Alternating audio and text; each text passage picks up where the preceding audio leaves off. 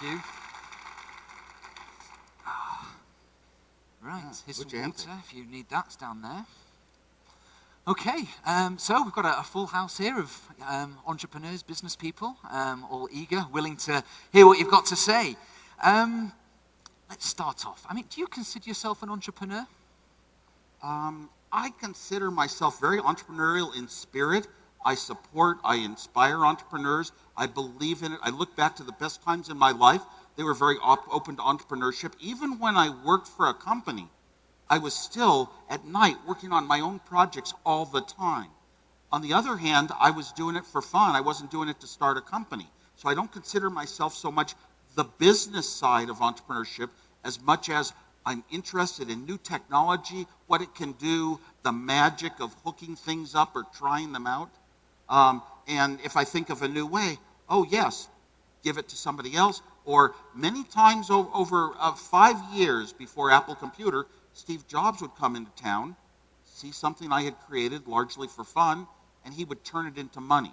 So as a partnership, we existed for a long time, and I always enjoyed that and thought it was very important. Yeah. Yeah. I mean, one of the because otherwise, how do you affect the world? How do you affect people and give them something better in life? Yeah, I mean, that's one of the big things which I think, any entrepreneur tries to do is spot like unmet needs and try and, change the world in some way. So take us back to, the early 1970s. What were you seeing at that time? What were the sort of the unmet consumer needs which you were identifying and which allowed you to sort of develop this incredible technology? One of the big advances was arcade games started. But I had always wanted a computer in my life. I had taught myself how to design computers with no books or anything and became very skilled at it. I worked as an engineer, and I wanted my own computer. I didn't want to use the company computer for everything.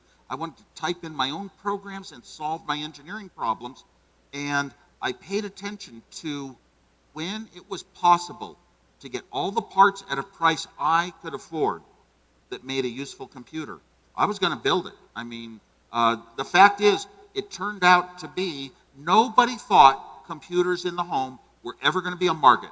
Nobody thought it was going to be worth any money. All the big computer companies said these little small machines can't do the important jobs. So nobody thought it was money. I was doing it with a bunch of hobbyists, like ham radio operators. Get their radios and they can communicate with each other in different cities or different countries. They do it as a hobby, something you do on your own, but it's not really a huge, big business necessarily. And we thought there were going to be these hobbyists, these people that love computers, they want computers.